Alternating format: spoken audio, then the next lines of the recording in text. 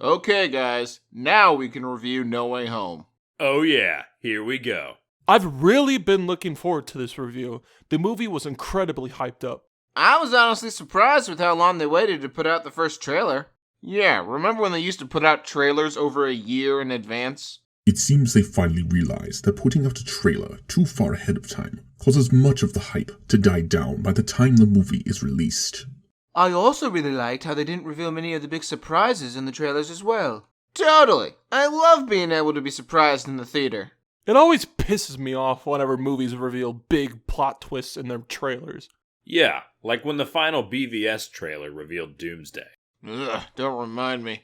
Anyway, hello everyone. I'm Batman, and this is the review of Spider-Man No Way Home.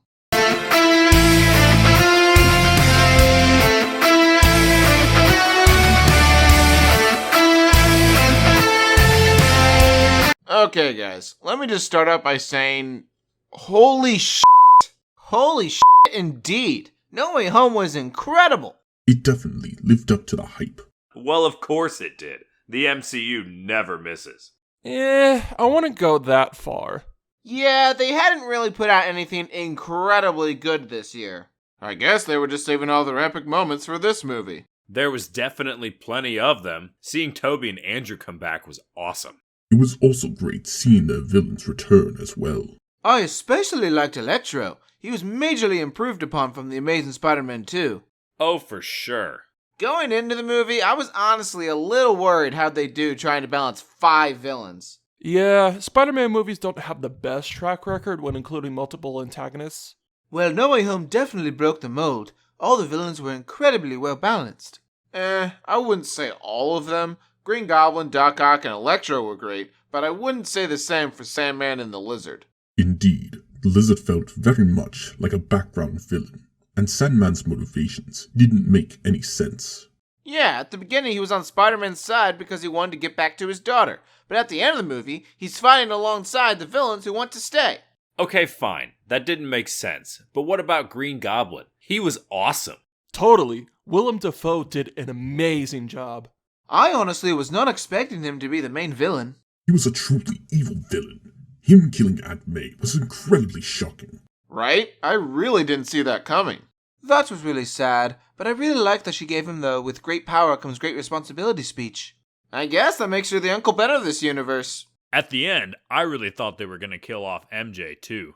Same. When Green Goblin stopped Peter from catching her, I thought she was done for. I think it was perfect to have Andrew Garfield's Spider-Man catch her, though. Oh yeah, it was great to see him redeem himself. In all honesty, Andrew Garfield's Spider-Man might have been my favorite one in the movie. I agree. He really showed how great of a Spider-Man he is. It just sucks that the Amazing Spider-Man movies had shitty writing. Toby's still my favorite. I really liked how they acknowledged that he doesn't use web shooters like Andrew and Tom do. I like Tom the most. I feel like he balances the personalities of Peter and Spider-Man the best. I don't think I can pick a favorite. They're all incredible Spider-Men, and seeing them all together was so much fun. Absolutely. It truly made No Way Home a one-of-a-kind experience. That Daredevil cameo was really cool as well. I loved that. I think No Way Home was honestly a perfect movie. I don't know about perfect. Oh, here we go. Batman's gonna hate on Marvel again. Nah, I agree, Iron Man. There were some things that just didn't make sense. Like what? Well, first off, Doctor Strange said that the spell brought in people who knew Peter Parker was Spider-Man, so then why was Electro there? Yeah, he even confirmed in the movie that he didn't know because he said he thought Peter would be black. Another thing, how did Doc Ock know who Green Goblin was? That confused me too. In the Sam Raimi movies, the only person who knew that Norman was a Green Goblin was Peter, and eventually Harry. Okay, fine. Maybe those things are a little confusing, but they're pretty unimportant in the grand scheme of things. That's fair, but what about the ending? What was wrong with the ending? So Doctor Strange makes everyone forget who Peter Parker is, but wouldn't it be really easy for everyone to find out who he is again? Yeah, MJ and Ned should have dozens of pictures with him. And there's probably tons of newspapers and online articles that still say Peter Parker is Spider-Man. I mean, Doctor Strange did say that it would have been like he never existed, so the spell probably wiped out all of his records too. If that's the case, then that means he shouldn't have a birth certificate or social security number either. which means he shouldn't be able to get a job, an apartment, or go to college. I feel like the main problem here is that they use magic to create and solve the problems of the movie without properly explaining how it works. So what? Are you gonna say it ruined the movie? No, of course not. Regardless of its flaws, the movie was an incredible experience. Yeah, seeing all three Spider-Men together would have been epic no matter how good the movie was. Every movie's gonna have flaws, but as long as there's plenty of good things to focus on, they're not really a problem. Only a complete idiot would let a few minor flaws completely ruin their experience of a movie. Okay, fair enough. Another thing I'd like to point out, the ending basically set up Peter to be more like he is in the comics. Yeah, now he's poor. The fanboys must be proud.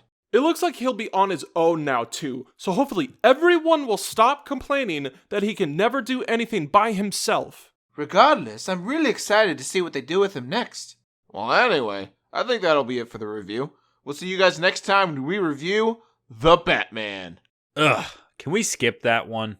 Oh, don't you f***ing dare, Iron Man. Do you know how long I've been waiting for this? You just better hope it doesn't get delayed. You're right. Time to make a sacrifice. Robin, get over here.